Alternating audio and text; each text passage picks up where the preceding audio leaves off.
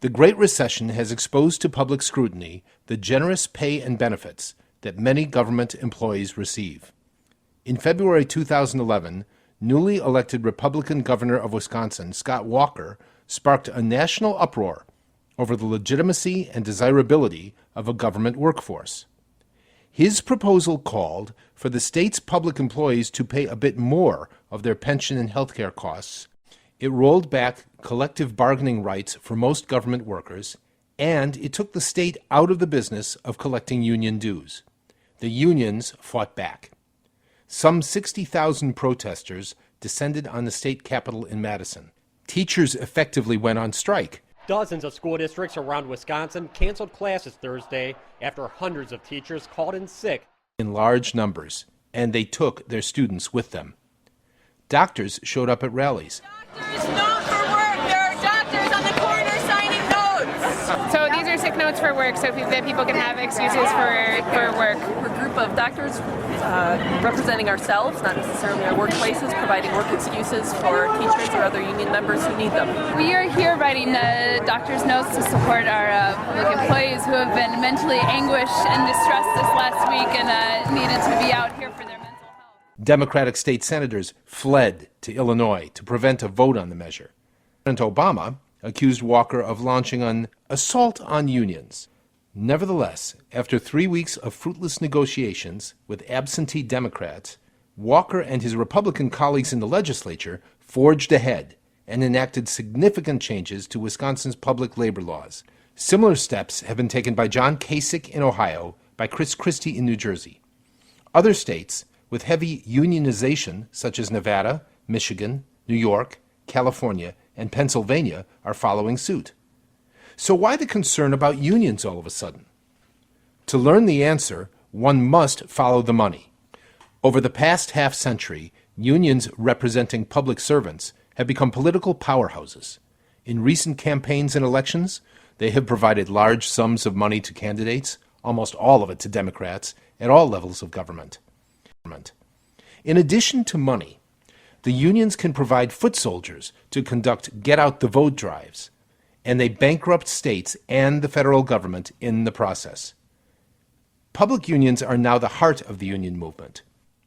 Even as private union membership has dropped over the past few decades, public union membership has risen. In 2009, for the first time, more government employees, 7.6 million, than private sector employees, 7.1 million, belonged to unions. This despite the fact that 83% of workers labor in the private economy, while 17% are in the public sector. The main reason for the public union's success is that the political process affords public sector unions much more influence over their members' employers, the government, than private sector unions could ever dream of. Government unions elect politicians who then act as management in negotiations over pay, benefits, and work rules. The result is a cycle that is hard to break. Unions extract dues from their members and funnel them into politicians' campaign war chests. Then those same politicians agree to generous contracts for public workers.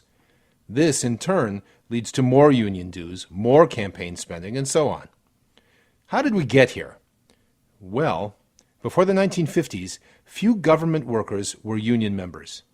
Party machines or civil service rules determined who worked for the government and what they did. Many states even had laws on the books that forbade government workers from joining unions. FDR opposed collective bargaining for public workers. So did the head of the AFL-CIO, George Meany. But in the 1960s and 1970s, there was a rights revolution. It started with the destruction of party machines at the state and local levels. Machine control of government workers increased turnover, because who got jobs depended on election results. Reformers sought to take patronage away and reduce politicization of government work by enacting civil service laws. They succeeded. The consequence was that public employees gained nearly lifetime job security, which enhanced their incentives to organize. At the same time, the alliance between Democrats and organized labor solidified. By the 1950s, Democrats were relying heavily on labor unions for campaign financing and grassroots organizing. Wisconsin passed a statewide collective bargaining law for public employees. JFK issued an executive order which reaffirmed the right of federal workers to organize and bargain collectively. By the 1970s, public sector unions were on the rise. The transformation of unions from private sector to public sector has created a political chasm. Before, the typical union member was a high school educated white male who lived in a major city. Now, white-collar workers are a majority of union members. Few people today know a private sector union member. That's why by 2009, just 48% of Americans approved of labor unions, the lowest percentage since 1937. Today's union workers don't carry lunchboxes, they carry briefcases to their government offices. The biggest problem with government unions, of course, is that their political power increases the cost of government. Generally speaking, the public sector pays more for jobs at the low end of the labor market, while the private sector pays more at the high end. A few corrections officers in California can make more than $300,000 per year with overtime. One of the reasons that government unions drive the pay scale up is that turnover in the public workforce is very small and tenure is very long.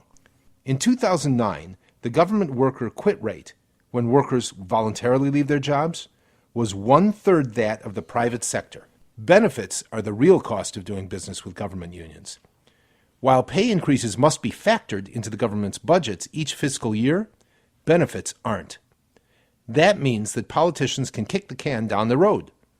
The result looks like California, where in 2009, the state was confronted with the $24.5 billion budget gap, but had to pay pensions of $100,000 or more to 12,000 retirees. The long-term problem is that government has become too big, too cumbersome, and too expensive. The result is that taxpayers don't receive more government services for the greater costs they are paying. Some economists report that since 1950, state and local spending has grown fast enough to double the size of state and local government every 8 or 9 years. Such growth would be logical if it were improving infrastructure, but that hasn't happened. Spending on infrastructure has been flat as a percentage of GDP since 1950. Employee compensation has gobbled up most of the growth in state and local spending. There are two basic alternatives to fixing this mess. First, we can try to diminish union power by limiting or ending collective bargaining and stopping governments from collecting union dues, as Scott Walker did. Second, we can try to seek concession from the unions. The difficulty with the second approach is that calling for such concessions without touching unions' financial and political power leaves the dysfunctional relationships between public employee unions, politicians, and the government intact. That's why states and the federal government must take a strong stand now. The American people are now learning the dangers of handing over so much governing authority to unelected union officials whose interests are not synonymous with theirs. They must take the next step and pressure their elected representatives to take it back.